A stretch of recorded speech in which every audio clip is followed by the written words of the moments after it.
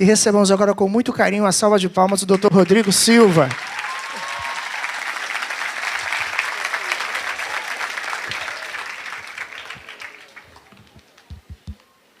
Muito bem, bom dia. Agora, quero cumprimentar a todos que estão assistindo de casa, porque eu sei que está sendo transmitido via internet este momento, e eu fico muito feliz com todos que estão aqui. Só tenho que começar, de maneira talvez um pouco chata, fazer uma escusa. Eu vou explicar o que é.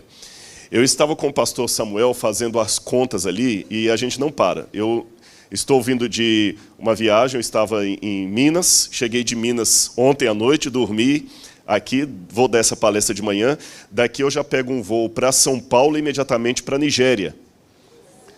Então, o que acontece? A gente estava fazendo a conta ali no Waze, se eu saísse agora para o aeroporto, que não tem tanto pique, está dando 1h15, 1h20 mais ou menos.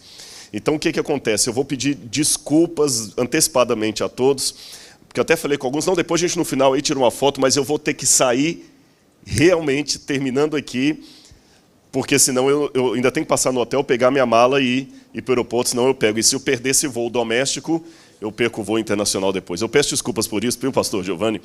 Não é estrelismo nem má vontade, mas eu estava com o pastor Samuel fazendo a conta ali no Waze, e eu sou mineiro. Não sei quantos mineiros há aqui, mas mineiro não perde o trem. Muito menos o avião. Tá certo? Mas eu conto com a compreensão de todos, não é má vontade. Agora, nesse momento, eu gostaria de convidá-los, nessa que vamos estar aqui, para nós termos uma aula de teologia. Eu vi o pastor Giovanni mostrou aqui que tem alunos de teologia, tem pastores evangélicos, pastores adventistas, pessoas que não são pastores, são pais de alunos. Presumo que há católicos, evangélicos, pessoas sem religião, alunos. Então vamos ter agora, nesse momento, uma aula sobre o tema mais importante que poderia ser dito, o tema de Deus. Então eu já começo, pode colocar já no PowerPoint aí a minha... Qual o tamanho de Deus? Eu sei que essa é uma pergunta que pode parecer até infantil para começar uma aula de teologia. Qual o tamanho de Deus?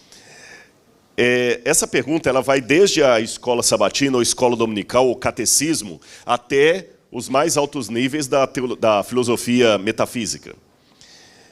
E quando eu fico perguntando qual o tamanho de Deus, imediatamente eu lembro de um hino, que é um hino universal do cristianismo, que é Quão grande és tu. Então, para começarmos de maneira espiritual, porque nós vamos ver bastante a Bíblia, vamos falar sobre filosofia, em alguns momentos a sua cabeça vai sair uma fumacinha, mas não se assuste, é de propósito, tá bom? Depois, no final, queremos terminar de maneira bem espiritual, falando sobre esse importante tema que é Deus. Esse hino, Quão grande és tu, a história dele que eu quero contar para vocês, só minimiza um pouquinho esse slide aí, isso, do hino.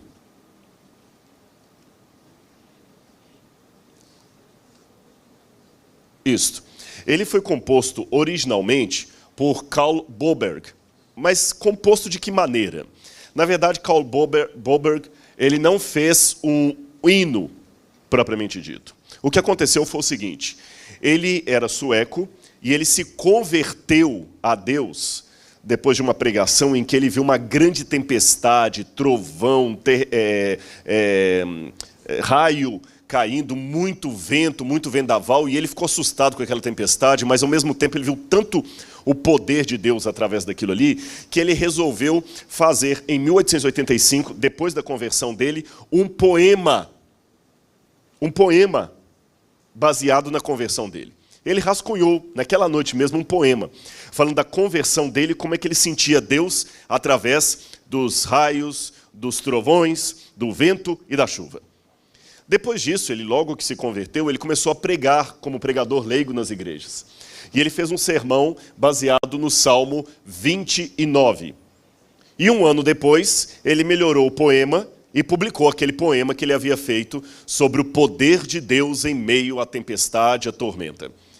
E qual foi a surpresa dele quando 2 anos depois, em 1888, quando ele foi pregar numa pequena igreja, os irmãos levantaram, começaram a tocar no órgão uma melodia de um hino folclórico sueco, e quando começaram a cantar, ele se surpreendeu porque a letra que eles estavam cantando era o poema que ele tinha composto.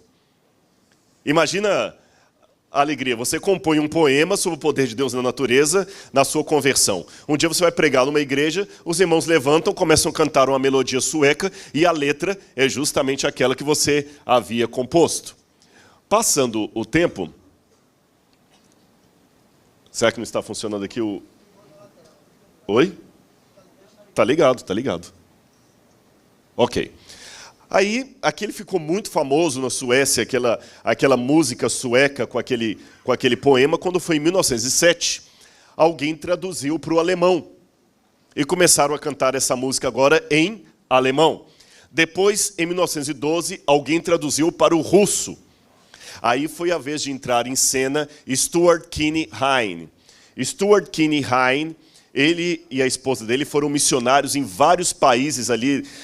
Na época ainda era antes da União Soviética ali, era os czar, o império do czarismo. E eles começaram a pregar e eles não sabiam muito falar russo. Mas o que eles fizeram? Como eles cantavam muito bem, ele e a esposa, eles ouviram aquela música em russo, que originalmente foi composto em sueco, traduzido para o alemão e traduzido para o russo. Ele e a esposa dele chegavam em praça pública e começavam a cantar em russo a primeira estrofe daquele hino. Aí as pessoas achavam bonito, começavam a chegar ali em volta, e aí eles aproveitavam para pregar a palavra de Deus. Até que em 1940, eles trouxeram esse hino para a Grã-Bretanha. Agora, olha que curioso como é que o hino demorou a ser composto parte por parte. Estamos em 1923, a época em que Kinney, com a esposa dele, faziam o dueto apenas da primeira estrofe em russo. Aí um dia eles estavam pregando numa cidade e eles não tinham onde ficar. E começou uma grande tempestade. E eles se refugiaram na casa de um professor da cidade, que foi o único que deu apoio para os dois ali. Missionário naquela época, não tinha hotel, não tinha onde ficar. Então eles falaram com aquele professor, puxa, obrigado porque você nos abrigou aqui.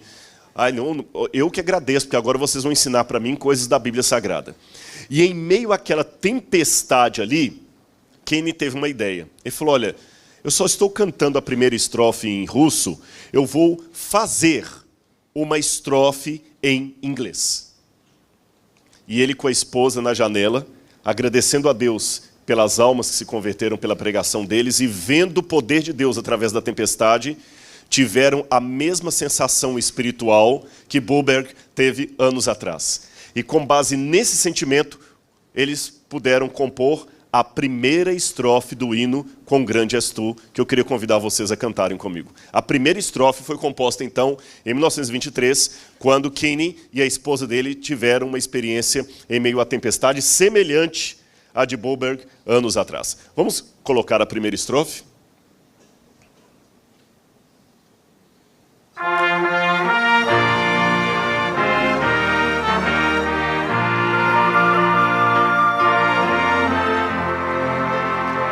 Como há várias letras no cantor cristão, na harpa cristã, nós vamos pegar uma letra aqui para ficar uniformizado.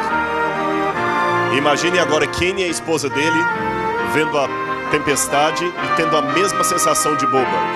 Então eles cantaram. Senhor meu Deus, quando eu maravilhado fico a pensar nas obras de tuas mãos, estrelas mil a cintilar no espaço, de teu poder em manifestação. Então minha alma canta-te, Senhor, quão grande és tu. Quão grande és tu. Então minha alma canta-te, Senhor. Quão grande és tu. Quão grande és tu. Vamos interromper. Aí o que acontece? Pode minimizar o quadro aqui.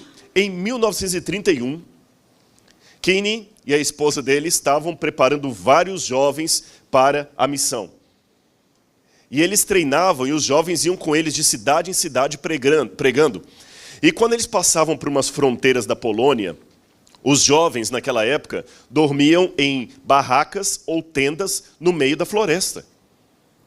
De uma cidade para outra, iam a pé, às vezes no lombo de animais, pregando a palavra de Deus. Não dava para pagar dinheiro de ferrovia para todo mundo.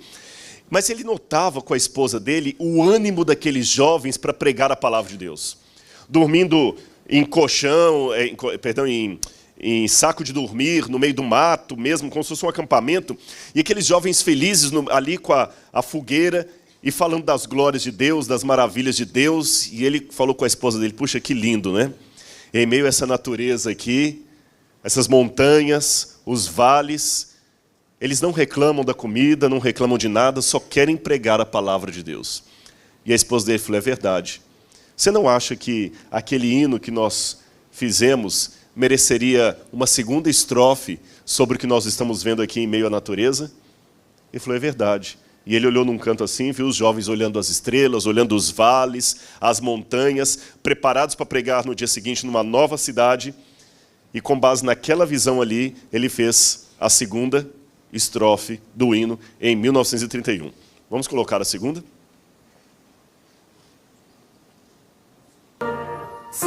Caminhar por campos e florestas, escuto as aves belas a cantar, se estendo o olhar do alto da montanha, e a fonte alegre eu ouço murmurar, então minha alma canta-te, Senhor, quão grande és tu,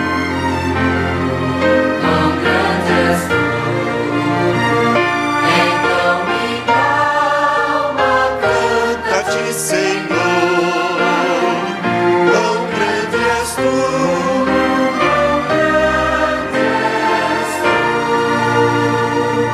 Passou o tempo e novas experiências eles tiveram. Uma que alegrou muito o casal foi quando eles foram visitar uma pequena aldeia, porque eles ouviram que ali já havia uma comunidade de crentes fiéis, estudando a palavra de Deus, e não tinham sido batizados ainda, porque não havia um pastor para fazer o batismo. Então, Kenny e a esposa dele foram lá. E descobriram, para surpresa deles, que a líder daquele pequeno grupo de crentes ali era uma mulher. Era a irmã Ludmila, casada com o senhor Dmitri. Os dois eram camponeses. E, pasmem, a senhora Ludmila era a única que sabia ler naquela aldeia. E ele falou, como é que a senhora aprendeu a ler para pregar a Bíblia para eles? Ela falou o seguinte, eu pedi a Deus inspiração para ler o livro de capa preta. E a senhora aprendeu a ler sozinha na Bíblia? Sozinha. E como é que essa Bíblia apareceu aqui? Ela falou, quando houve a queda do Império dos Czars, um soldado russo correu, porque os soldados deram debandada, né, os que eram fiéis ao czar. E um soldado, no desespero, ao sair correndo, deixou cair para trás uma Bíblia. Eu peguei aquela Bíblia, senti que era uma coisa importante aquilo, porque falava de Deus. Ninguém na aldeia sabia ler, então eu orei a Deus e pedi a Deus para me ajudar a juntar as letras e aprender a ler. Falei com meu marido, ele orou comigo, eu aprendi a ler, e a única coisa que eu faço agora é abrir a Bíblia, leio, e o Espírito Santo dá as explicações. E ele perguntou, poxa, e qual foi a primeira mensagem da Bíblia que a senhora leu para o auditório? Sabem qual foi? São João 3,16. Porque Deus amou o mundo de tal maneira que deu o seu Filho unigênito para que todo aquele que nele crê não pereça, mas tenha a vida eterna. Que ele ficou tão emocionado que ele, depois do batismo daquele grupo de crentes, ele entrou no quarto, orou a Deus e sentiu a inspiração para fazer a terceira estrofe, que nós vamos cantar agora.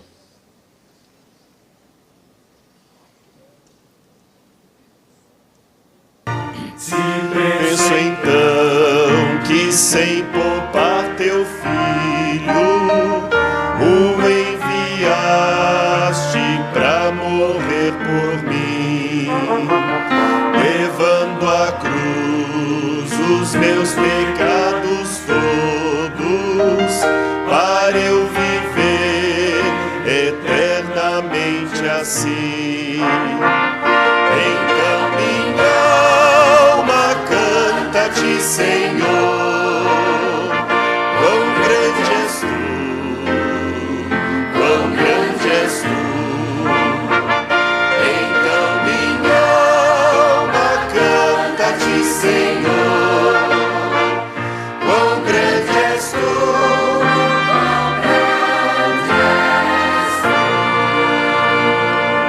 Os anos continuaram passando e Kenny e sua esposa se aposentaram das missões. Se aposentaram, mas isso não significa que deixaram de continuar pregando. Eles voltaram para Londres e agora já estávamos no período pós-guerra, 1948. E vocês sabem que com o fim da Segunda Guerra Mundial, o mundo foi dividido em dois eixos: os países comunistas e os capitalistas. E muitos poloneses, pessoas da antiga União, do antigo leste europeu, que agora faziam parte da União Soviética, mesmo algumas pessoas do leste, da parte norte oriental da Alemanha, ficavam na Inglaterra, como refugiados. E eles pediram: Kenny, você que ainda fala um pouco de russo, porque tem muitos lá que só falam russo, falam um pouco de ucraniano também, você não pode ir lá ajudar aquelas pessoas lá? Alguns são convertidos, outros não, mas você é a pessoa ideal para falar com eles de Deus, reforçando a fé ou convertendo aqueles que ainda não conhecem a mensagem. E ele foi com a esposa dele pregar para eles.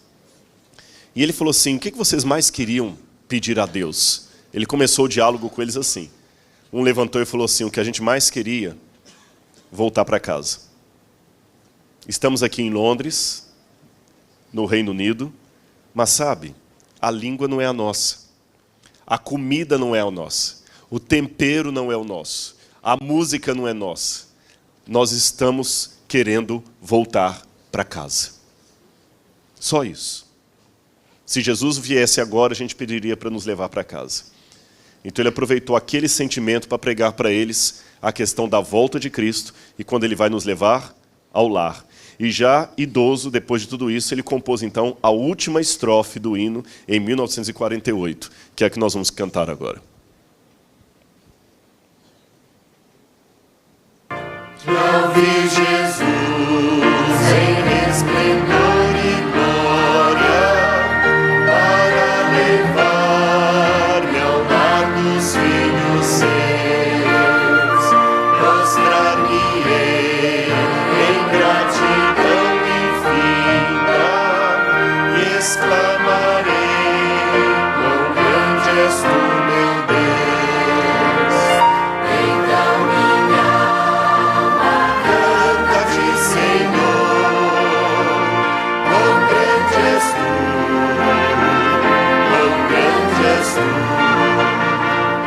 Então minha alma canta-te, Senhor, quão grande és tu.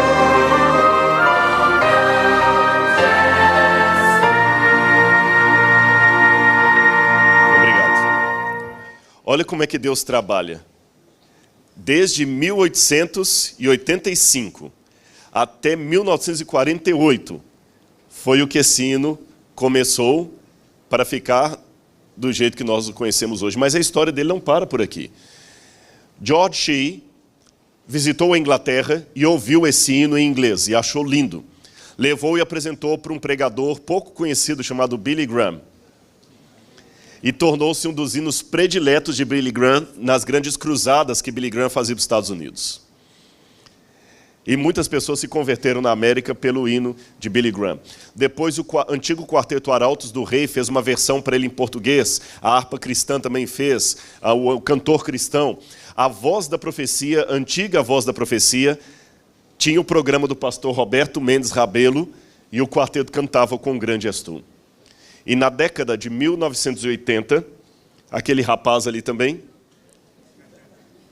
na laje de uma casa, contemplando as estrelas, ouvindo a gravação do programa Voz da Profecia sobre as estrelas do céu, ouvia o quarteto cantando Com Grande És Tu e falava: Senhor, ajude-me um dia a pregar essa mensagem.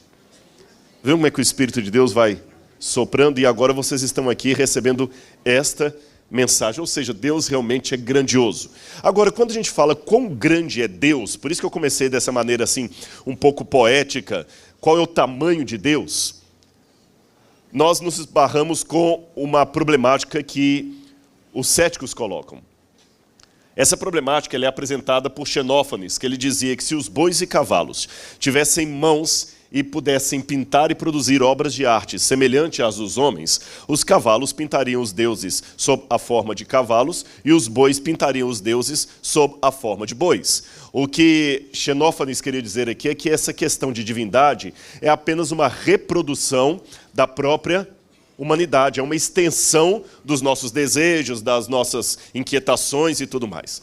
Isto é verdade em relação à religião grega que Xenófanes conhecia, mas não pode ser verdade em relação à revelação bíblica, porque ela é a única que trabalha um conceito que você não consegue ver noutra cultura. Monoteísmo mais criação de tudo o que existe. Isso gera uma visão única de Deus. Como assim? Eu vou explicar para vocês. Quando eu comparo todas as versões antigas sobre a criação do universo e a existência dos deuses, sejam os mitos sumerianos, sejam os mitos egípcios, ugaríticos, ou mesmo até algumas lendas indígenas, mesoamericanas que nós temos, todos eles têm sempre o mesmo formato. Qual é ele?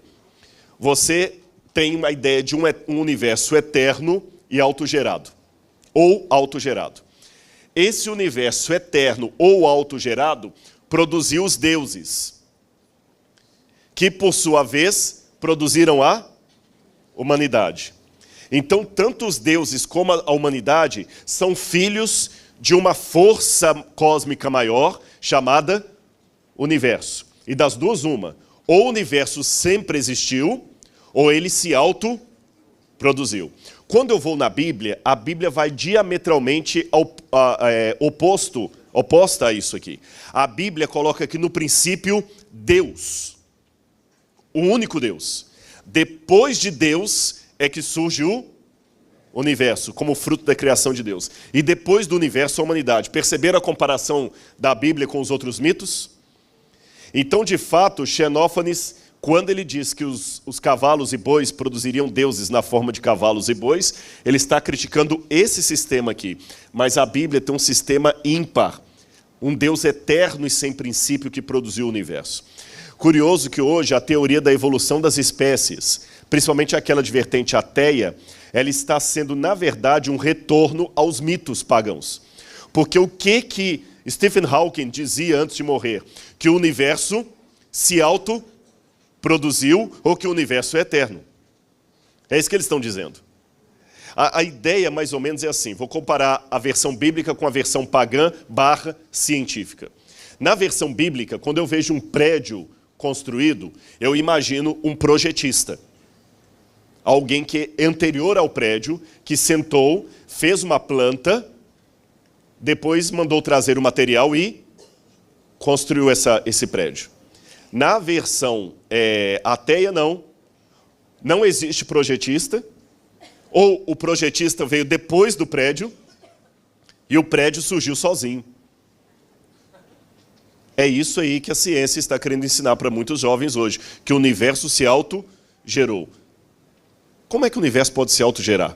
Deus tem que ser eterno. Eu vou falar um pouquinho sobre esse Deus. Mas você pode falar assim, tá, mas como é que Deus pode se autogerar, Rodrigo? Você não está varrendo para debaixo de Deus aí, essa ideia? Falam que Deus é um mistério. E é interessante que há uma crítica que dizem assim, os cristãos são assim, quando eles não sabem resolver uma coisa, eles falam que é mistério. Mas a ciência não é diferente, meu amigo. Quando você mostra uma coisa diametralmente oposta ao que os cientistas falam, fala assim, não, isso aqui é um mistério. A mesma coisa. Agora, o que a Bíblia quer dizer quando diz que Deus é um mistério? Deus não é incoerente por ser misterioso. Eu vou explicar para vocês o que é mistério. Mistério não quer dizer algo que seja impossível de acontecer. Mistério é apenas algo que a nossa inteligência não compreende ou não alcança. Mistério não é impossível de acontecer. Quando eu falo que Deus é misterioso, é porque Ele está acima daquilo que nós podemos compreender. E a Bíblia é a democratização do mistério. Por que a Bíblia é a democratização do mistério? Porque a Bíblia é o único livro que mostra que Deus não pode ter especialistas nele. Eu tenho um doutorado em teologia, mas eu não sou doutor em Deus. Eu tenho 2 doutorados, um em teologia e outro em arqueologia. Em arqueologia, eu sou um especialista. Em Deus, não. Perceberam a diferença?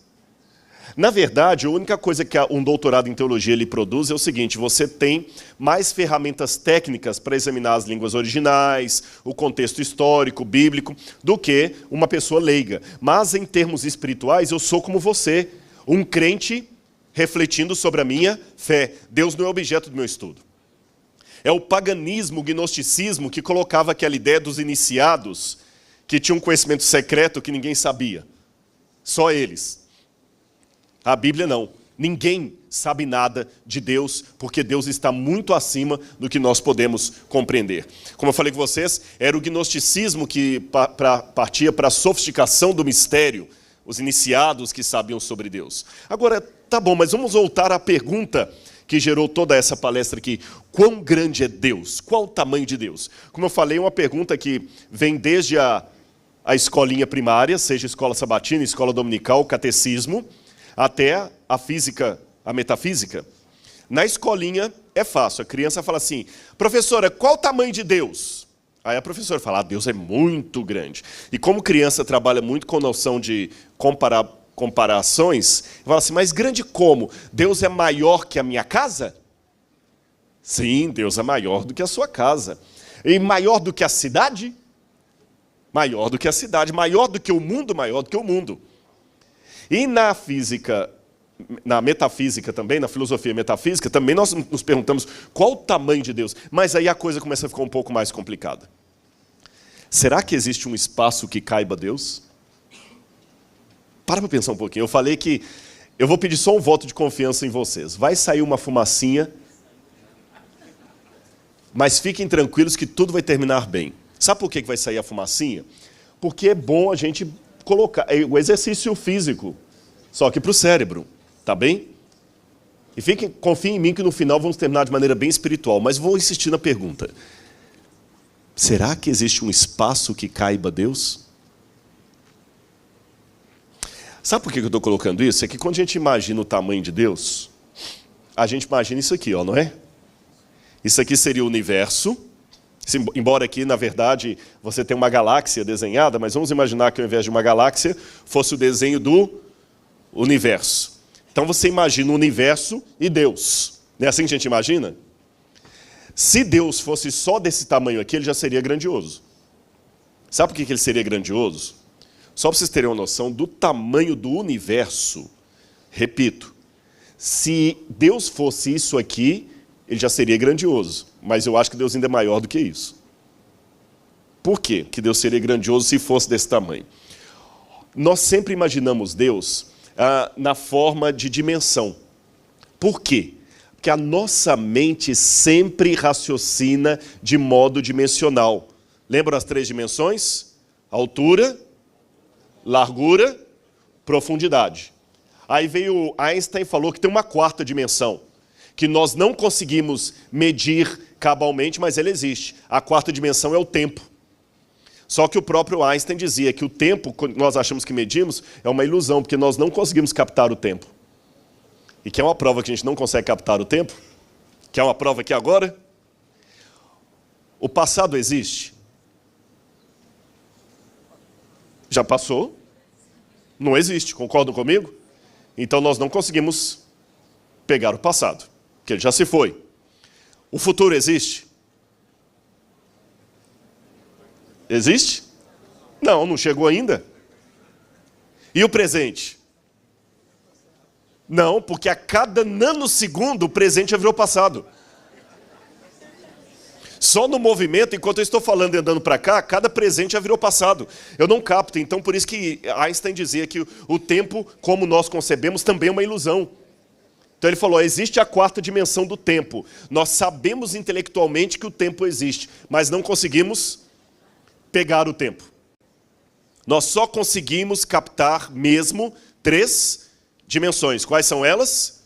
Altura, largura, profundidade. Os físicos chegam a dizer que existem mais de 11 dimensões.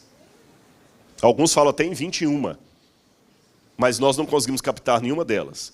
Como nós só captamos altura, dimensão e profundidade, quando falamos qual o tamanho de Deus, nós automaticamente pensamos nisso aqui. Um Deus com altura, com dimensão e com profundidade. Mas eu repito, será que existe um espaço que caiba a Deus? Porque se existe um espaço que caiba a Deus, é maior do que Deus. E não tem nada maior do que Ele. Se Deus fosse daquele tamanho da foto ali, ele já seria grande. Olha o tamanho do universo. Só para vocês terem uma noção, qual a velocidade da luz? Tem alunos aqui, vamos ver se vocês estão bons de física. 300 mil quilômetros por segundo. Hoje é difícil ter alguém com relógio de ponteiro aí, né? Tem alguém com relógio de ponteiro no auditório? Difícil, né? Então, ó, tem vários aqui. Ninguém com menos de 18 anos, mas... Enquanto o relógio... Vejam bem, qual a velocidade da luz? 300 mil quilômetros por segundo. Preste atenção. Nessa velocidade, enquanto o relógio faz tic-tac, 1 segundo, dava para rodear a Terra 7 vezes. Eu não precisaria sair tão rápido para ir para o aeroporto. Vou repetir. A velocidade da luz, enquanto o relógio fez 1 segundo, dava para rodear a Terra 7 vezes. Não dá para fazer isso nem com o braço. É rápida a luz ou não é? Mesmo sendo tão rápida, se a luz viesse daqui para cá, mesmo a velocidade da luz, eu gastaria 93 bilhões de anos para chegar até o outro extremo do universo. A luz é grande ou não é? É rápido ou não é? Só que aqui o universo é muito maior. Se eu andasse a velocidade da luz, eu gastaria 93 bilhões de anos para percorrer todo o universo. Agora que vem o mais curioso. Esse universo, que eu gastaria 93 bilhões de anos para percorrer a velocidade da luz, equivale a apenas 3% do que existe. Porque 97% é energia ou matéria escura. É mais ou menos assim, eu vou explicar. É como se o universo estivesse deslizando, porque ele está em expansão, sobre a superfície de alguma coisa. Então tem que ter essa superfície. Os astrônomos acreditam que existe essa matéria escura porque conseguem perceber algo que aparenta ser uma gravidade ali. Mas só isso, mais nada. Então, ainda que Deus fosse maior do que isso, ele já seria muito grande. Mas agora eu vou falar com vocês que Deus ainda é muito maior do que o universo, porque não existe um espaço que caiba a Deus. Deus é muito maior do que eu acabei de descrever aqui. Existe uma história, ela é atribuída a Santo Tomás de Aquino, que ele escreveu o livro A Trindade. E conta-se que Santo Tomás de Aquino teve um sonho, quando ele estava escrevendo o livro A Trindade, em que ele estava andando por uma praia, aqui, ó, quando ele viu um menininho com uma concha na mão. Concha, essas conchinhas do mar. Aí ele olhou o menino no sonho, e o menino, lembra, ele estava escrevendo o livro A Trindade, sobre a doutrina de Deus. Aí ele disse que o menino pegou o dedinho assim, enfiou na areia, e veio com a concha d'água, cheia d'água do mar assim, e começou a derramar lá dentro. E ele perguntou assim, o que você está fazendo, menino? Ele falou assim, simples, eu quero com essa concha pegar toda a água do mar e colocar dentro desse buraquinho que eu fiz aqui na areia. Ele falou, mas você nunca vai conseguir com uma concha pegar toda a água do mar e colocar dentro do buraquinho. Ah, eu pensei que dava, porque o senhor está tentando colocar todo o conhecimento de Deus num livro, com uma caneta. Toma. Ou seja, daqui a pouquinho nós vamos ver o que a Bíblia me diz de Deus. Mas por causa dessa dificuldade de conceber a Deus, eu posso cair em 2 discursos humanos extremos em relação à ideia de Deus. O primeiro é o que nós chamaríamos de discurso apofático de Deus. Foi aquele que Santo Tomás de Aquino assumiu... Desculpa, corrigir, antes não foi Santo Tomás de Aquino, foi Santo Agostinho. Viu? Perdão. Corrigindo, que eu acho que eu falei Santo Tomás de Aquino, não foi? Antes foi Santo Agostinho. Tá bom? Agora que você está Santo Tomás de Aquino. É bom a gente saber, assim, vocês conhecem a história do pastor que uma vez estava pregando como eu e se atropelou ali nos personagens bíblicos, e ele estava empolgado, aquele dia o Espírito desceu mesmo, o homem estava... Porque Jesus tinha um propósito na vida de alguém, e ele chegou à cidade de Jericó, porque havia alguém que precisava dele ali, um homem que ninguém gostava dele em Jericó, esse homem chamava-se Nicodemos. Mas Jesus tinha um propósito para a vida de Nicodemos. Nicodemos era um homem, meus irmãos, como muitos de vocês. Nicodemos era baixinho, Nicodemos era ladrão. As pessoas cuspiam quando Nicodemos passava pelas ruas de Jericó. Mas Nicodemos queria mudar de vida. E Jesus chegou em Jericó, aquela multidão, e Nicodemos correu de um lado para o outro, querendo ver Jesus, ele não conseguia. Aí alguém, pastor, é Zaqueu. E ele não escutava. E daqui a pouquinho Nicodemos subiu até uma árvore. E lá de cima esperava Jesus passar. E quando Jesus passou embaixo daquela árvore, olhou para Nicodemos, aí ele recebeu um bilhete. Pastor Zaqueu. Aí Jesus, obrigado, olhou para Nicodemos e falou, Nicodemos, desce porque esse lugar pertence a Zaqueu. Então, dica de pregação.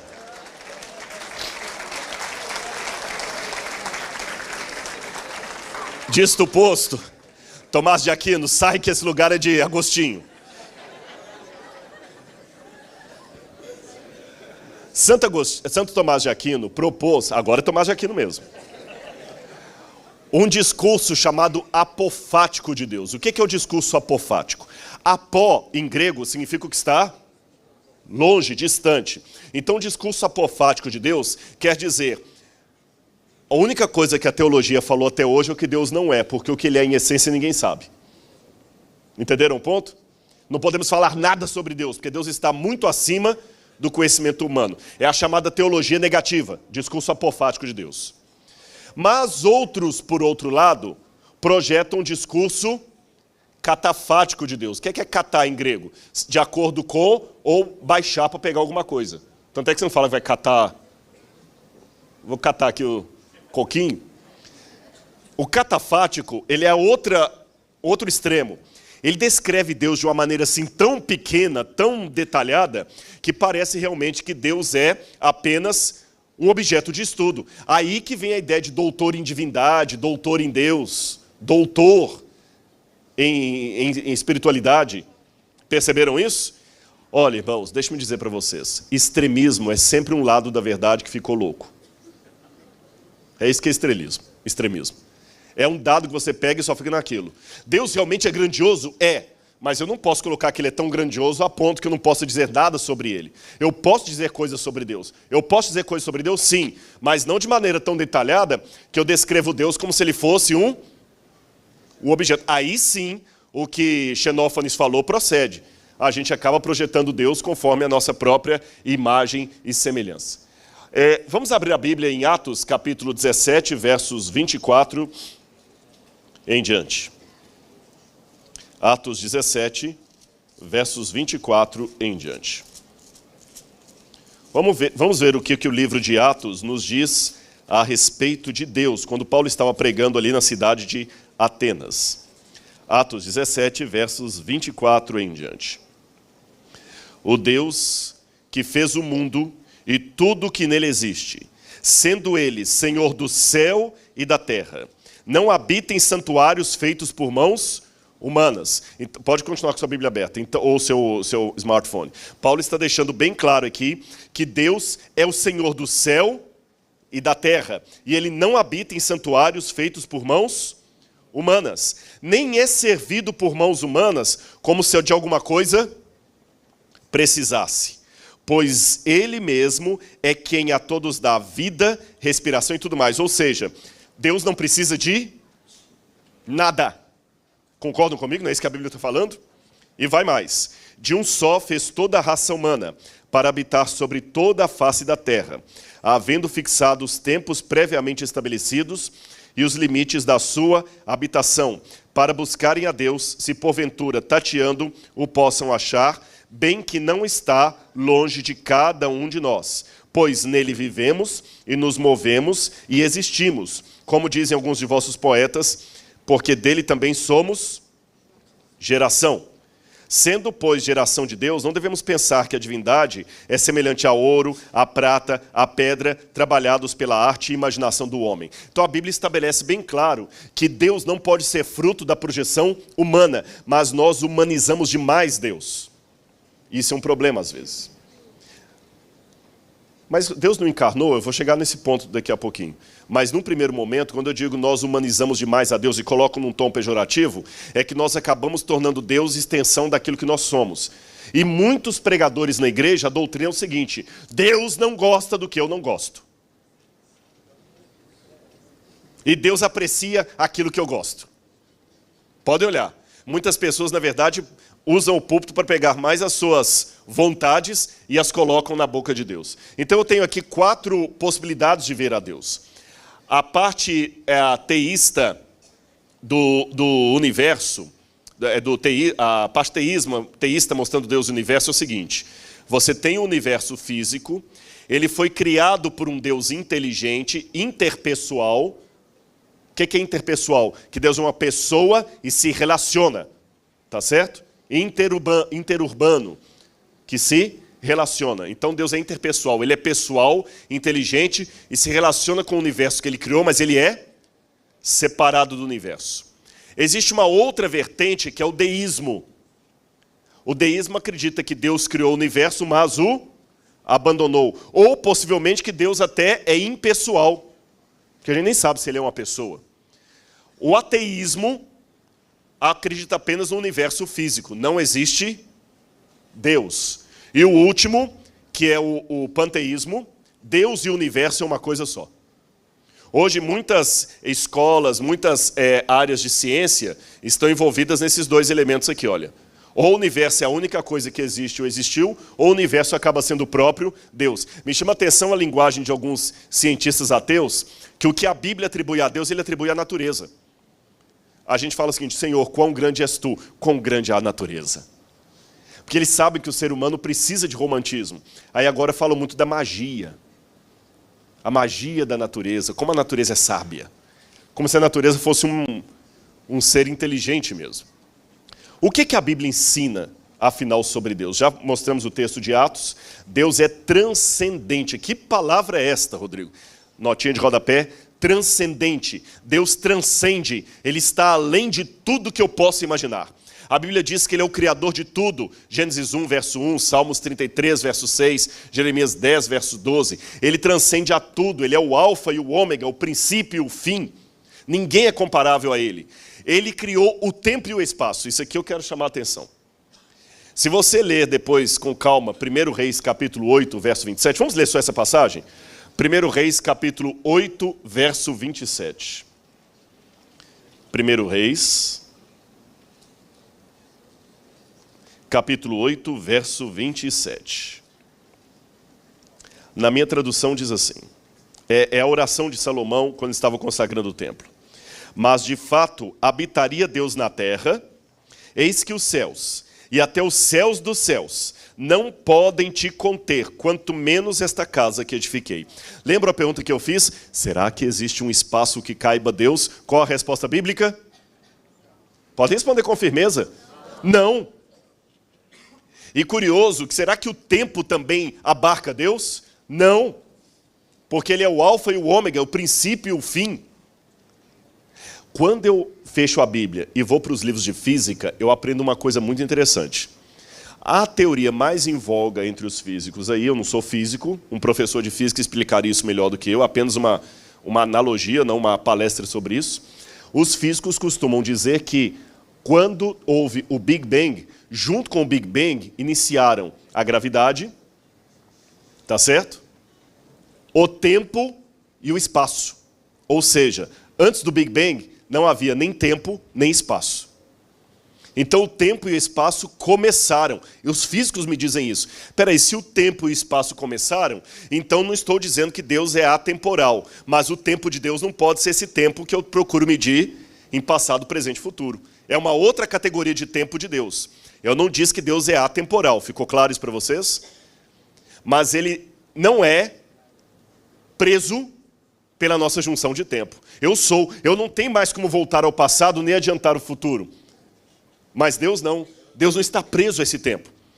Deus também é onipresente, por quê? Porque Ele criou o espaço. Agora, é difícil para minha mente imaginar isso, porque tudo que eu imagino tem que estar dentro de um espaço e num tempo. Porque a minha visão é dimensional. Por isso que eu posso dizer alguma coisa sobre Deus? Deus é tremendo, diz o Salmo. E João capítulo 4, 24, Jesus fala, porque Deus é Espírito. E ele fala, é interessante que a maneira como Cristo fala da divindade, ele fala, antes que Abraão existisse, eu sou. Eu sou. Constantemente ele é. Deus é absolutamente outro. Quando você vai estudar filosofia, e aqui é bom eu colocar isso, eu falei que ia sair a fumacinha, mas por quê? Muita gente pensa, e eu tenho vendo muitos jovens aqui do ensino médio, que daqui a pouquinho podem estar indo para a faculdade, você pode pegar um professor ateu, um professor que vai ridicularizar a religião, querendo provar para você que esse negócio de Bíblia é bobagem, agora você tem que estudar Foucault, você tem que estudar Diderot, esse pessoal todo é análise do discurso e tal. Eu li todos esses autores aí. Até eu tenho um livro que eu acabei de lançar agora, O Ceticismo da Fé, onde eu trabalho com Nietzsche, com todos esses autores, e mostro como é que mesmo a filosofia deles me leva para a crença. Não creio que esteja. Mas é fácil, na internet, se colocar O Ceticismo da Fé, as grandes livrarias do Brasil tem aí, pode comprar online. Então, o que eu ia dizer, por que estou dizendo isso para vocês? Para você ver que a doutrina bíblica de Deus é muito profunda, é mais profunda que a filosofia hegeliana. Quando você estuda filosofia metafísica, aprenda uma coisa.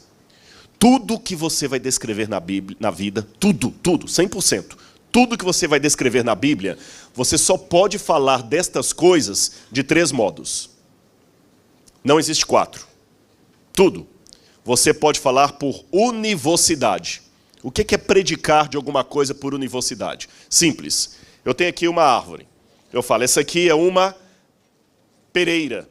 E a pereira é uma árvore frutífera. Aí eu vou para o lado de cá e eu tenho outra árvore. Eu falo, essa aqui é uma macieira. E a macieira é uma árvore frutífera.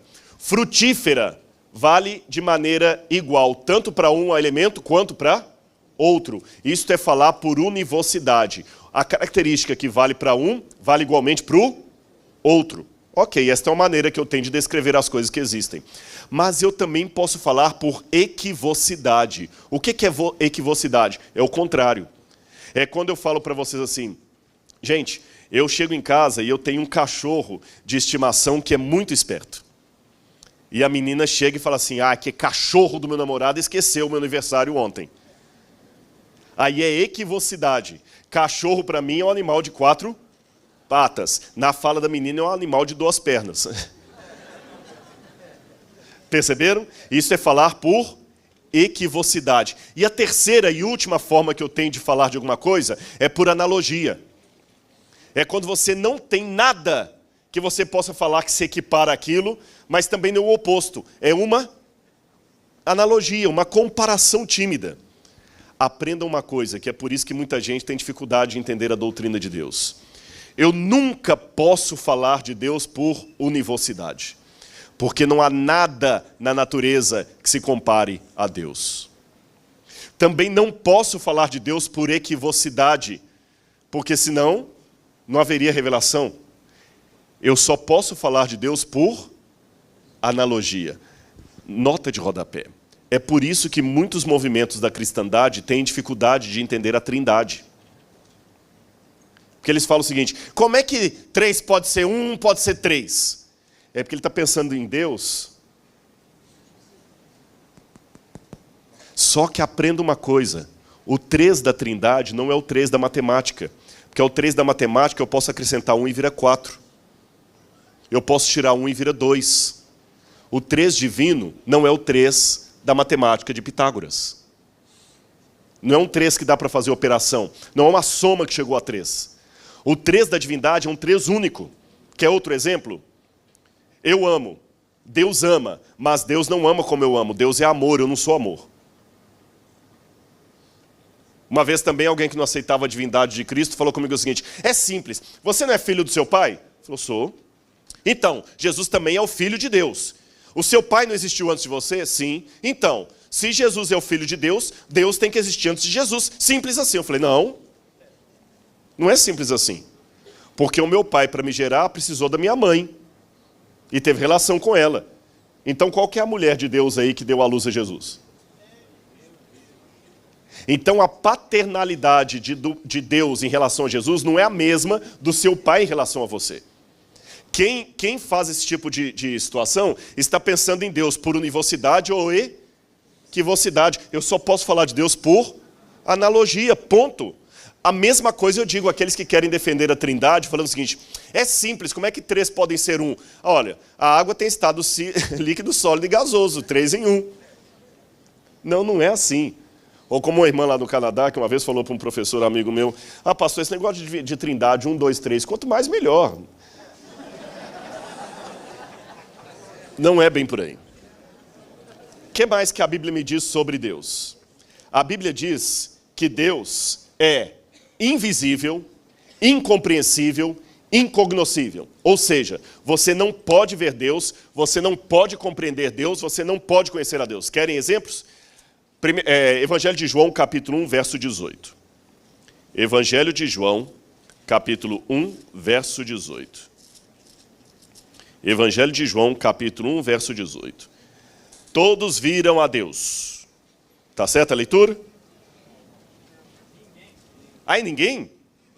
Deixa eu ver. É verdade.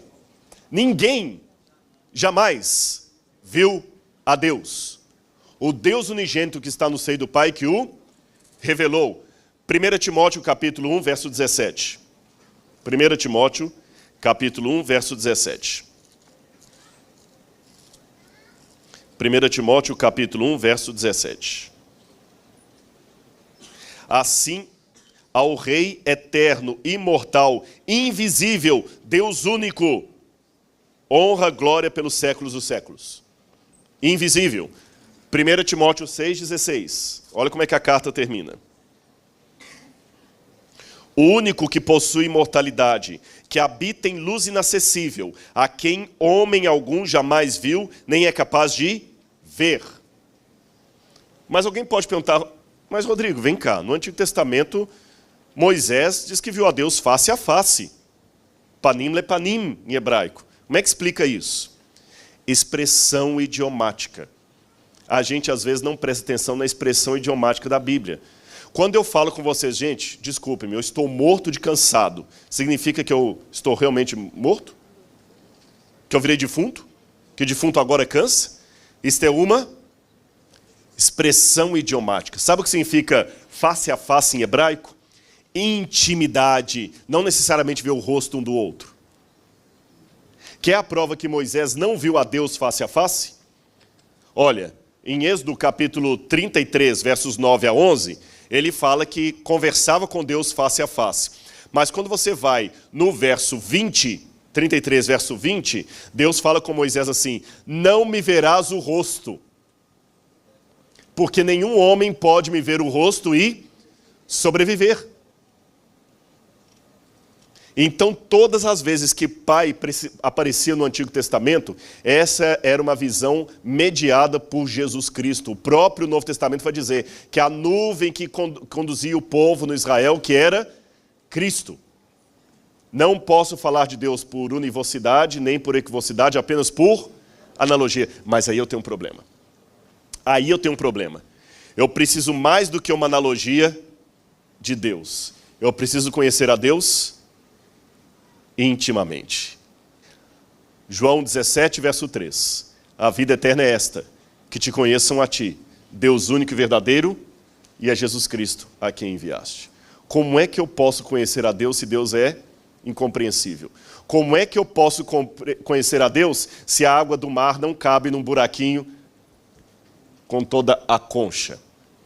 Curioso que a Bíblia apresenta Deus aparentemente de maneira contraditória. Aparentemente.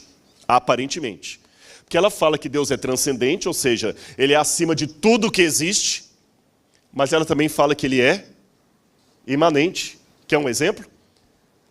Olha, nós lemos aqui o texto que não existe um espaço que possa conter Deus, nem os céus dos céus podem caber Deus. Lembram disso?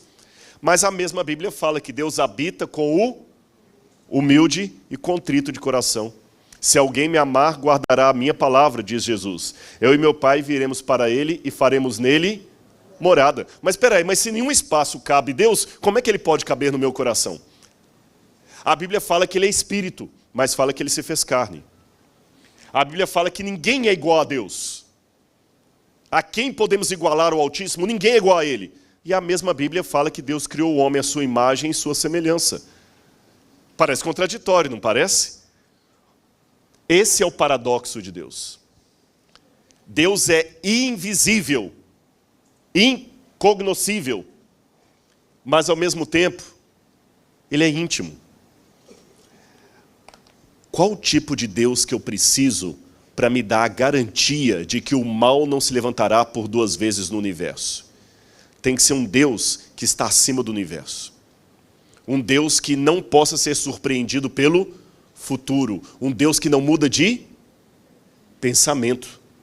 Não pode ser um Deus que tem uma criptonita que possa destruí-lo. Se Deus fosse poderoso como o super-homem, eu teria um problema. Porque vai que a criptonita cai nas mãos do diabo. Não é verdade? Concordam comigo? Exatamente, se Deus tivesse uma criptonita que pudesse acabar com Deus, e ela caísse nas mãos do poder das trevas, então o Deus que eu creio, que a Bíblia apresenta, ele não pode ter pontos fracos. Ele não pode duelar com a vontade dele. Ele não pode ficar carente, ele não pode ser tentado pelo mal. Porque por melhor que o motorista seja, ele pode cometer uma falha, Deus não pode. Mas ao mesmo tempo que eu preciso de um Deus assim, eu preciso de um Deus que eu possa abraçar. Quando você está no momento mais triste da sua vida, o que você mais gostaria? O colo de Deus. O que eu vou falar no primeiro momento parece contraditório. Eu creio num Deus que a Bíblia fala que ele não muda, mas ainda assim na minha oração eu imploro para ele que mude o pensamento dele, como Abraão. Senhor, se houver 10 naquela cidade, o Senhor desiste de destruir a cidade? Aliás, falando em oração, como pode um Deus onisciente sinceramente perguntar? Quando Deus me faz uma pergunta, como é que ela pode ser honesta se ele sabe tudo? Adão, onde estás? E alguém falou assim, não, mas na verdade Deus sabe. Deus pergunta só para... Então Deus está fazendo teatro comigo? Eu não quero alguém que faça um teatro. Eu quero um Deus que seja íntimo de mim. Um Deus que possa rir das minhas piadas, pegar na minha mão, me abraçar. Que eu possa contar uma coisa para ele que ele não saiba. Senão não tem relação, gente. O que é amizade? O que é relação? Não é você chegar do trabalho e contar para alguém que você ama e que você gosta o que aconteceu durante o dia? Imagine você chegar na sua casa, quer contar para a pessoa que você ama lá como foi o seu dia, ele já sabe tudo. Não tem graça. Dá para conviver com uma pessoa assim? Como é que Deus pode ir comigo se ele já está em toda parte? Ou seja, a minha natureza pede um Deus paradoxal. Concordam ou não? Ele é infinito, mas eu quero abraçá-lo. Ele sabe tudo, mas eu quero surpreendê-lo. Eu quero que ele me pergunte. O que Paulo falou lá em Atos? Ele não precisa de nada, mas eu quero que ele precise de mim. Eu quero que ele sinta saudade de mim. Eu quero que ele me ame. Eu quero que ele fique na fossa se eu não for para o céu. É verdade. Porque senão parece que Deus não te corresponde o amor. Como é que a Bíblia resolve isso? Gostaram da palestra? Vamos terminar agora e ir embora? Eu pensei que estava cansativo. Vou falar com vocês como? Através do paradoxo. E aprendam uma coisa e de novo vou pedir licença para repetir a questão da Trindade. Paradoxo e contradição não são a mesma coisa. Contradição é um defeito na linguagem e na argumentação. Contradição é o seguinte, eu acabei de dizer que eu estou indo para São Paulo e de São Paulo eu vou para Nigéria. Aí daqui a pouco eu falo assim que eu vou para São Paulo, e de São Paulo eu vou para Belo Horizonte. Isso é uma contradição. Você disse que é para Nigéria, agora vai para Belo Horizonte. Isso é uma contradição. O paradoxo não é uma contradição. O paradoxo é uma realidade oposta, mas possível de acontecer. Por exemplo, é a mesma luz que uma substância endurece e a outra derrete. Vou mostrar na prática o que é um paradoxo. Olha aquela foto ali. Isso não é uma contradição. Isso é um paradoxo. E eu posso provar para vocês que o paradoxo é lógico. Posso fazer 2 exercícios mentais com vocês? Roda esse slide aí. É uma bailarina. E eu vou perguntar para vocês. Preste atenção se essa bailarina está rodando no sentido horário ou no sentido anti-horário. Tá bem? Ela está rodando para lá ou rodando para cá? Vamos lá, vamos ver. Para que lado a bailarina está rodando? Horário? Quantos acham que ela está rodando em sentido horário? Levante a mão. Quantos acham que ela está em sentido anti-horário? Opa, tem vários que são anti-horário. Ela está indo para lá ou para cá? Os dois? Mudou? Já vou antecipar dizendo que não tem truque. A bailarina não estou mudando o vídeo ali. Ela só está rodando para um lado. Para lá ou para cá? Olha, tem até casal discutindo aí, viu? Vou facilitar a vida de vocês.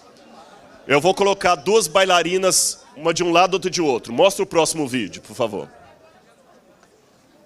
O próximo, isso. Olha, eu vou facilitar, hein? Coloquei até o desenho da perna dela lá. Olha para a bailarina de lá.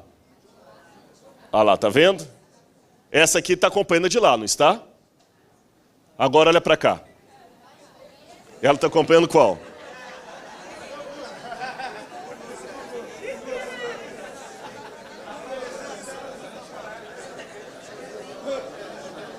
Obrigado. Sabem por que eu mostrei esse exercício aqui? Para mostrar para vocês que contradição e paradoxo não são a mesma coisa. Essa bailarina é um paradoxo, não é uma contradição. Mas por que é um paradoxo? Porque uns viram para um lado, outros viram para o outro. É simples. Depende de que lado da mente você está raciocinando. Se você está raciocinando com a parte direita da sua mente, você vai ver a bailarina rodando para um lado. Se você visualiza com a parte esquerda, você vai ver a bailarina virando para o outro lado. Hã? Porque você ficava transitando de um lado para o outro do cérebro. É verdade, é verdade. Transita de um lado para o outro e você vai ver a bailarina. Repito, isto não é contradição, isto é paradoxo. Então explique para um ateu o que é paradoxo quando ele fizer aquela perguntinha capciosa para você. Deus é capaz de criar uma pedra que nem ele possa carregar? Já viram essa pergunta? Deus é capaz de criar uma pedra que nem ele possa carregar? Dei checkmate no cristianismo. Não deu nada. Se você entender o que é paradoxo, você pode responder que Deus é capaz de carregar uma pedra, de criar uma pedra que nem ele possa carregar e carregar depois. Depende de que lado você está raciocinando. E é com essa mesma ideia do paradoxo que eu vou explicar para vocês como é que Deus pode abarcar tanto a plenitude como a intimidade dele. Vocês sabem que mesmo no mundo da matemática, isso deu um nó. Kurt Gödel, ele queimou o fusível dos matemáticos no início do século XX, porque todo mundo estava pensando que bastava você agora resolver uns 20 e poucos problemas da matemática e todo o restante dos mistérios da ciência via linguagem matemática estariam solucionados. Até que Gödel mostrou o teorema da incompletude. Ele mostrou que enquanto estivermos nesse universo, haverá muitas coisas que nós não conseguiremos abarcar, porque para abarcá-las eu tenho que estar fora desse sistema. Seria mais ou menos assim. Depois você vai ter Wittgenstein, que vai pegar isso aí e vai falar que o sentido de um objeto fechado está sempre fora dele. É simples. Sabe o livro de física? Se você fosse um ácaro morando dentro do livro de física, você leria todas aquelas fórmulas da física ali, mas você nunca teria como comprová-las, porque só do lado de fora do livro de física é que aquelas experiências se comprovam. Dentro do livro, ele apenas mostra uma realidade que você não pode comprovar dentro das páginas, porque você está limitado dentro do livro. Sempre o sentido de um sistema fechado está fora dele. Aí que vem o checkmate para o ateísmo. Se o universo é tudo o que existe e estou fechado dentro dele, então o sentido do universo tem que estar fora do universo. Por isso que o universo não pode ser Deus. Então, das duas, uma. Ou o universo não tem sentido, ou ele tem um sentido que está fora dele. Algo que produziu o universo que não é o próprio universo. Algo que a Bíblia chama de Deus. E é por isso que eu nunca vou conseguir provar Deus com equações, com matemáticas. Porque eu estou preso dentro do livro. Eu posso apenas anunciar Deus, mas nunca prová-lo. Comprová-lo. Porque para comprovar, eu teria que estar na mesma mente de Deus. Entenderam isso? É o teorema da incompletude de Gödel. Seria mais ou menos como se eu falasse assim, simplificando. Estou mentindo agora. Isso é verdade ou mentira? Perceberam a frase? Estou mentindo agora. Isso é verdade ou mentira?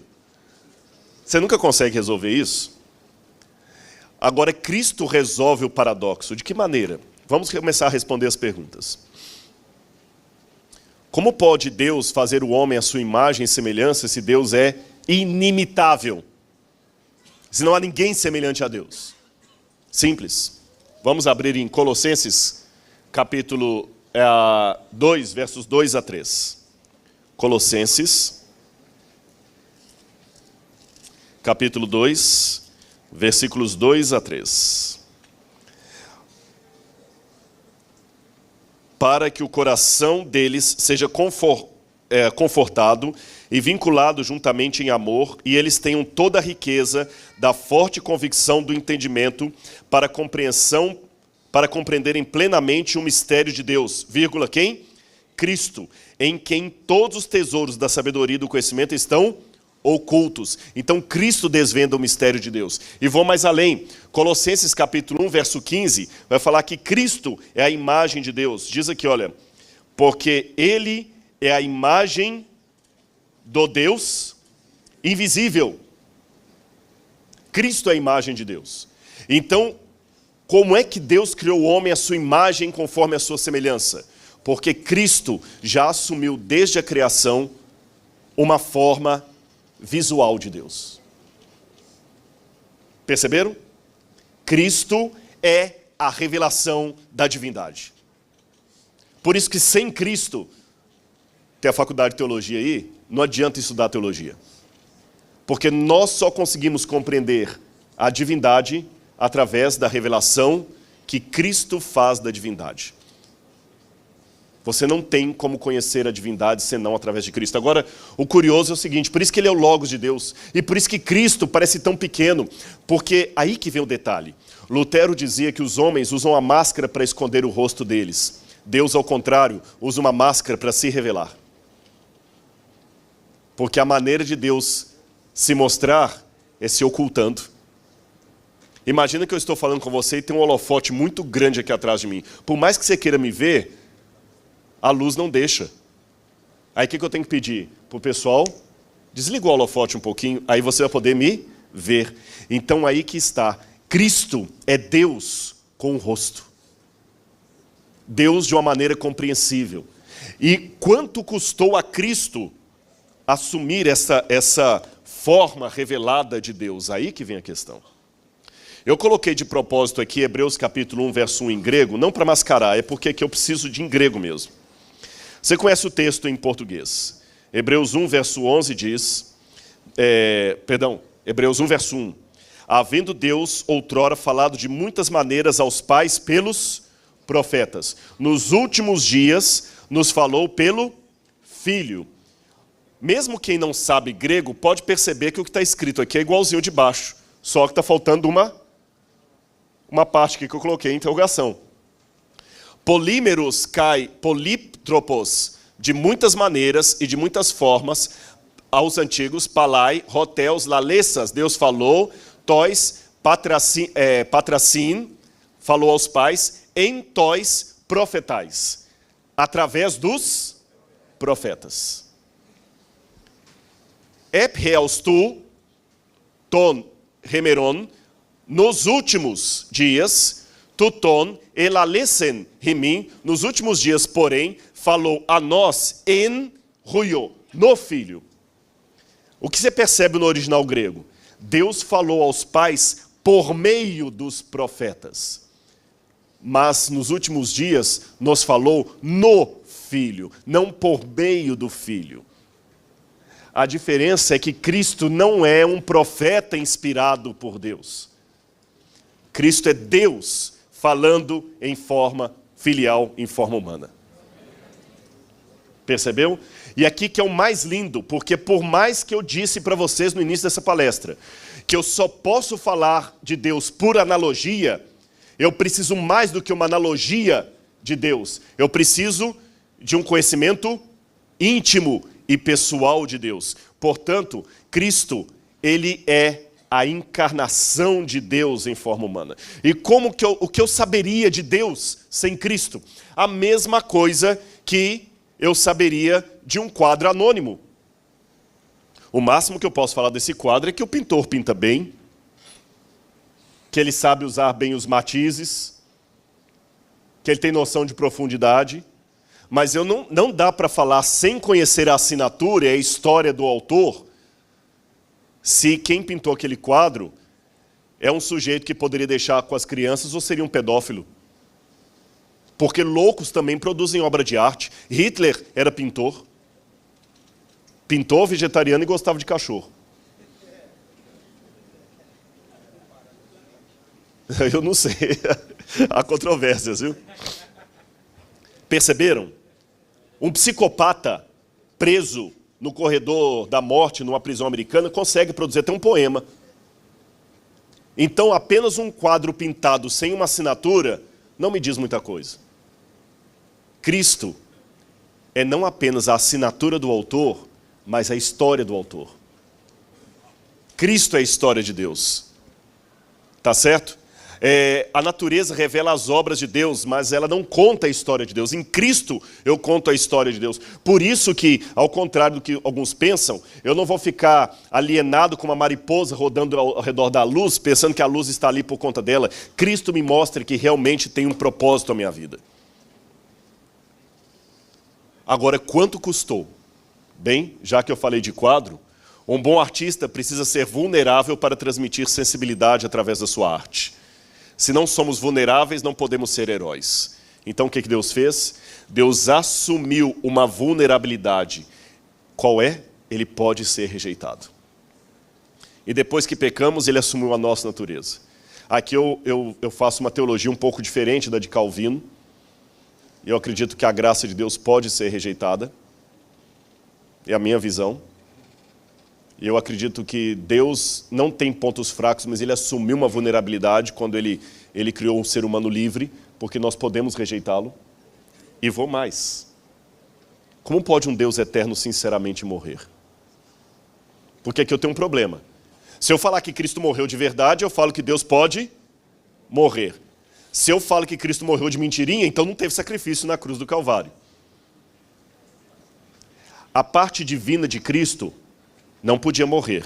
O que morreu na cruz foi a parte humana de Jesus. Mas isto custou um preço para ele. Sabe qual o preço? Olha todo mundo para mim aqui. Imagine que eu tivesse agora um carro bem chique. Pastor Samuel, um Porsche. O último modelo, um carro aí de $200 mil pelo menos. $300 mil, um Porsche. E vocês vêm andando aqui nas ruas de Itaboraí, todo chique com meu Porsche, aquela coisa toda e tal. Vai perder na esquina, né? Mas na minha imaginação... Bom, se é possível Se é possível imaginar um pastor adventista dirigindo um Porsche, é possível imaginar Itaboraí sem assalto.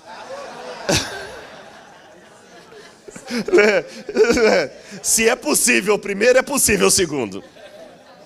É um paradoxo. Aí um belo dia, você me vê andando com um aluno do colégio aqui, a pé, num sol quente. E você vai me ver andando a pé. Você fala assim, Rodrigo, cadê o seu Porsche? Cadê o seu carrão? Aí eu falo assim, eu deixei na garagem. E você pergunta, mas por que você deixou o carro na garagem e está andando em sol quente a pé? É porque esse aluno aqui, por um problema determinado, ele não entra dentro de carro. Mas ele tem medo de vir sozinho para a escola, então ele prefere que eu venha com ele. O único jeito que eu tenho de vir com ele para a escola, andando a pé. Aí você fala assim, ah não, mas espera aí, com um carrão daquele você não pode andar a pé. Espera aí. Se um Porsche não me permite andar a pé, já é o carro que é o meu dono e não eu o dono do carro. Porque se eu sou o dono do carro, sou o dono bastante para usá-lo ou não. E pergunto, quando o carro está na garagem, eu deixei de ser proprietário de um Porsche? Eu deixei de ser um motorista? Mas ao mesmo tempo, eu estou andando a pé ou fingindo que estou andando a pé? Estou andando a pé. Então preste atenção. Cristo pegou a natureza divina. Ele não poderia perdê-la, mas ele poderia renunciá-la por amor a nós. É como se eu tivesse uma visão divina e você precise que eu fique cego para que você seja salvo. Mas eu não tenho como perder minha visão divina, então voluntariamente sabe o que eu faço? Eu fecho o meu olho. Eu não perdi a minha capacidade de enxergar, nem a minha visão, mas eu me tornei cego. E que é a prova bíblica, que eu não estou inventando isso aqui? A teologia do esvaziamento. Abram comigo a Bíblia em Filipenses, capítulo 2, versículos 5 a 11.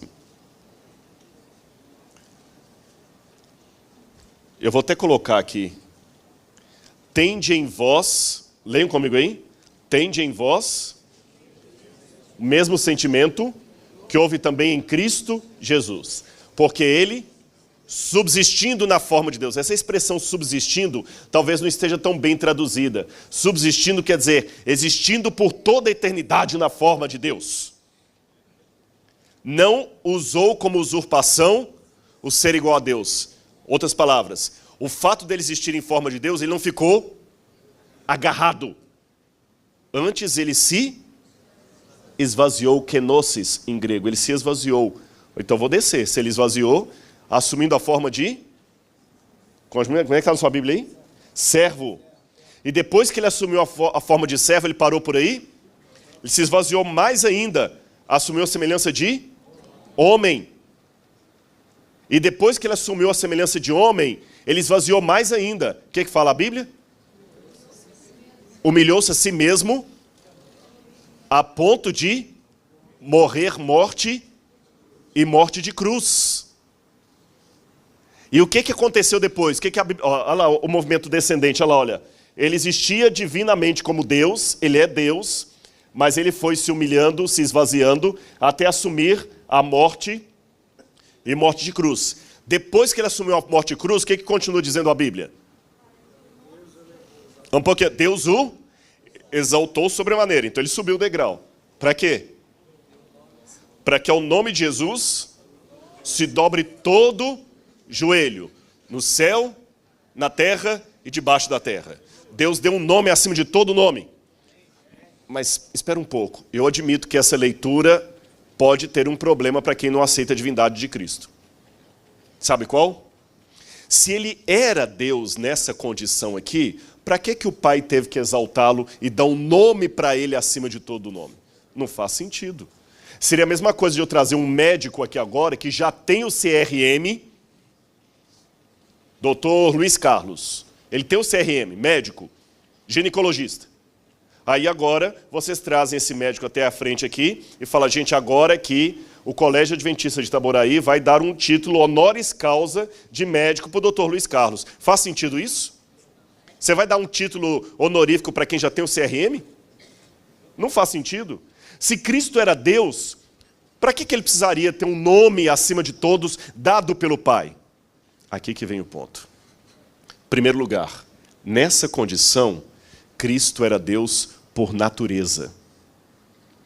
Mas quando ele abriu mão, se esvaziou dos seus atributos divinos para se tornar homem e voltou para o céu, ele mostrou que ele não é apenas Deus por natureza, mas por honra ao mérito. Ele é Deus e merece ser Deus. Se existisse eleição para Deus no universo, o único compatível com o cargo era Jesus. Porque ele provou, pelo seu caráter, que ele não é Deus apenas porque ele tem o poder sobre o universo. Ele é Deus porque ele tem o caráter de Deus, ele tem a mente de Deus. Entende? Porque é fácil ser general quando você tem um exército na sua retaguarda. Difícil é continuar tendo a patente, mesmo sozinho com uma espada na mão. E ele não luta, agora eu vou falar uma coisa que parece blasfêmia, mas não é. Deus não luta com o mal usando os poderes de Deus. Simples. A gente não está em meio ao grande conflito entre o bem e o mal? Se Deus lutasse como Deus, haveria luta? Não tinha. O próprio fato de ter um conflito significa que ele não está lutando como Deus no sentido do poder. O que ele está usando para derrotar o diabo é o caráter dele. Quando ele fala o seguinte, pelo poder de Jesus, não é o poder, o raio que desce ali e fulmina, é o caráter dele que destrói o mal. Porque se ele usasse o poder dele, nem teria luta. O fato de ter luta significa que ele está lutando com o caráter dele. Por isso que ele, na carne, venceu o mal. Agora mais uma questão. Ele não perdeu a divindade dele. Mas João 1,14 diz que o verbo se fez carne e habitou no meio de nós. Eu vou colocar uma coisinha aqui, não esqueçam, porque eu vou precisar dessa informação agora no final da palestra. Essa expressão se fez carne, no grego, eskenoo, significa que ele fez a sua tenda, o seu tabernáculo, o seu santuário no nosso meio. Lembra lá no Antigo Testamento, quando Deus falou assim, e me farão um santuário para que eu possa habitar no meio deles? O correspondente grego para isso é o que está no Evangelho de João, porque o verbo fez o seu tabernáculo e habitou no nosso meio. Tá bem? Agora, quando ele foi para o céu, será que ele voltou à condição anterior? Qual tipo de morte Cristo deveria enfrentar por nós? Hebreus capítulo 2, verso 9. Hebreus capítulo 2, verso 9. Amaste a justiça e odiaste a iniquidade. Por isso, Deus, o teu Deus, te ungiu com... Perdão, 2, verso 9. Perdão, li errado. Vemos, porém, todavia, aquele que por um pouco, tendo sido feito menor que os anjos, Jesus, por causa do sofrimento da morte, foi coroado de glória e honra, para que, pela graça de Deus, provasse a morte por todo homem. Cristo, então, teve a morte eterna, a mesma morte do lago de fogo e enxofre. Aqueles que no Apocalipse vão enfrentar o lago de fogo e enxofre, o farão porque não aceitaram o sacrifício de Cristo, porque ele enfrentou a morte para que ninguém precisasse enfrentar a morte. Agora, como é que um Deus eterno pode sinceramente morrer? O preço era a morte eterna. Por isso que fala, pela morte que ele enfrentou, o Pai teve que lhe dar um nome, porque ele vai ficar para sempre agora preso a um corpo humano. De onde você tirou isso, Rodrigo? Primeiro, não sou só eu que digo isso. Adam Clarke, Charles Swindoll, tem mais um autor que eu queria mencionar agora aqui, Matthew Henry, vários autores de teologia do passado, presbiterianos, batistas, diziam a mesma coisa. E para quem é adventista, Ellen White também fala a mesma coisa. Cristo manterá por toda a eternidade um corpo físico. Vamos ver algumas evidências bíblicas disso? Olha, Hebreus capítulo 10, versos 5 a 7. Hebreus 10, versos 5 a 7. Diz, por isso ao entrar no mundo diz, sacrifício e oferta não quiseste, antes um corpo me formaste. não te deleitaste com holocaustos e ofertas de pecado. Então eu lhe disse, eis que aqui estou, no rolo do livro está escrito a meu respeito, para fazer, ó Deus, a tua vontade. Depois de dizer, como acima, sacrifícios e ofertas não quiseste, nem holocaustos e oblações pelo pecado, nem com isto te deleitaste, coisa que se oferecem segundo a lei. Então acrescentou, eis que aqui estou para fazer, ó Deus, a tua vontade. Remove o primeiro para estabelecer o segundo. Colossenses 2, verso 9. Colossenses 2, verso 9. Diz assim, porquanto nele habita espiritualmente toda a plenitude da divindade. Está certo? Está certo, como eu li? Nele habita corporalmente toda a plenitude da divindade. Hebreus 1, verso 2 diz que ele foi feito herdeiro do universo, sacerdote para sempre. O sacerdote de Cristo continua mesmo depois que o pecado for extirpado. Mas para que sacerdote não tem mais pecado?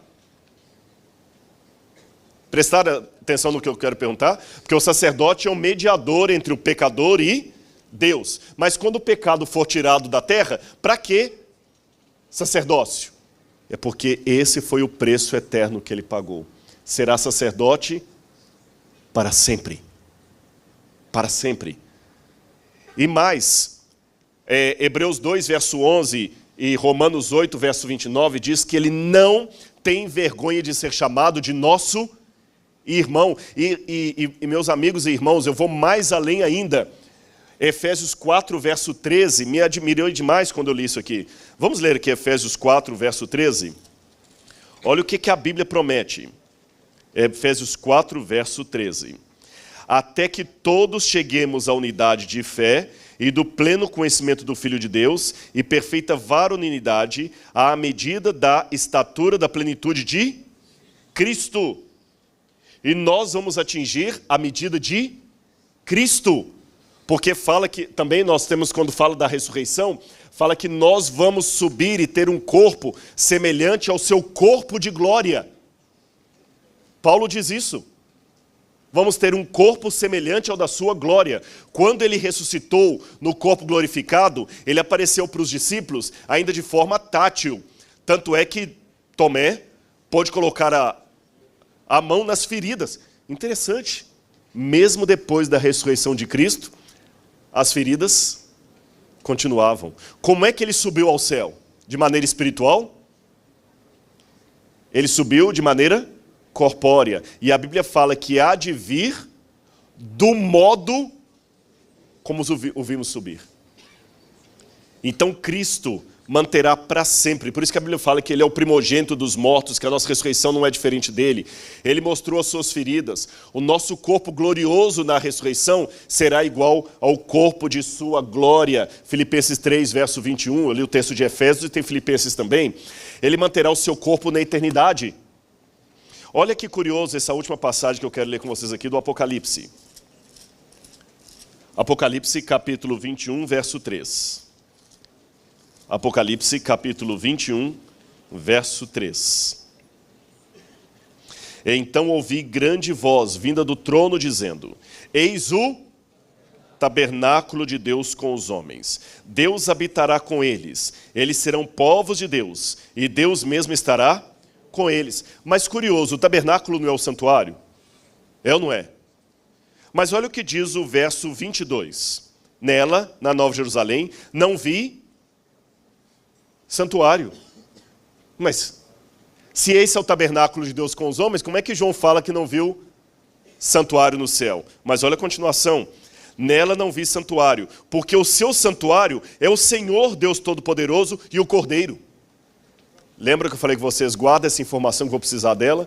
João 1, verso 14. E o verbo se fez carne e habitou no meio de nós. Qual será o tabernáculo de Deus com os homens na ressurreição?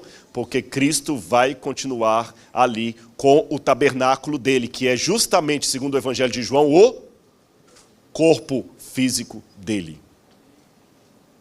Tem uma passagem de Isaías que ela, do ponto de vista hermenêutico, ela é problemática, mas eu vou citá-la, que fala assim, os seus amigos perguntarão, que feridas são essas nas tuas mãos? São as feridas com que foi ferido na casa de meus amigos. Alguns comentaristas pensam que é um texto messiânico, falando da nova terra, outros pensam que não, que é um texto falando de falsos profetas. Como tem uma dubiedade hermenêutica, esse texto eu vou colocar com uma interrogação. Mas no conjunto, eu já espero ter deixado claro para vocês que Cristo vai ficar para sempre com o corpo glorificado. Eu sei que é um corpo glorificado, mas pessoal, pode pegar a casa mais linda dessa cidade, tirar o príncipe Williams, lá do Palácio de Londres, e trazê-lo para morar aqui, vai virar uma favela na cabeça dele, ou menos que isso. Cristo pode... Não se ofendam, vocês entenderam a comparação que eu quis dizer? Eu poderia falar isso com a minha cidade, com qualquer uma. Quem mora num palácio pode ser a casa mais linda aqui, para ele é ridícula. Para quem tem a plenitude de Deus, ficar por toda a eternidade, retido a um corpo humano glorificado, semelhante ao nosso, é o preço de muito amor.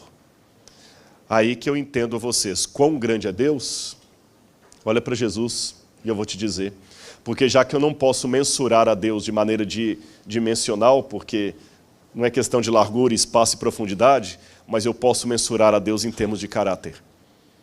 E quando me dizem qual o tamanho de Deus, eu falo, olha para Jesus. Quando na teologia me diziam, Deus nunca teve começo nem terá fim, eu não entendia Deus. Quando falavam comigo, Deus é 3 e 1 ao mesmo tempo, eu não entendia Deus. Quando diziam, Deus é todo-poderoso, todo onipresente, todo onisciente, eu não entendia Deus. Quando me disseram, Ele se fez carne e habitou no meio de nós, eu comecei a entender Deus. E por mais paradoxal que seja, não contraditório, embora a teologia não tenha Deus como objeto de estudo, eu não sou especialista em Deus, mas ao mesmo tempo eu posso dizer, não sou especialista em Deus, mas o conheço intimamente, porque eu conheço Jesus. Ele é infinito, mas eu posso abraçá-lo.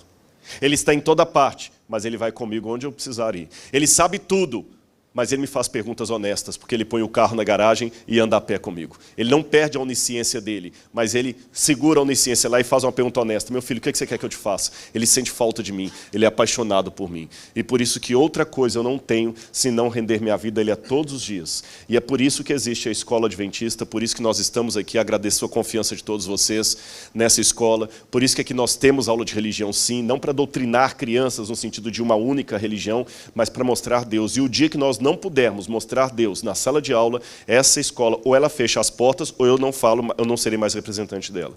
E você, todos os dias, entregue a sua vida a Deus. E através de Cristo, você perceberá que Deus é tão real, que quase dá para tocá-lo. Muito obrigado, que Deus abençoe a vida de vocês.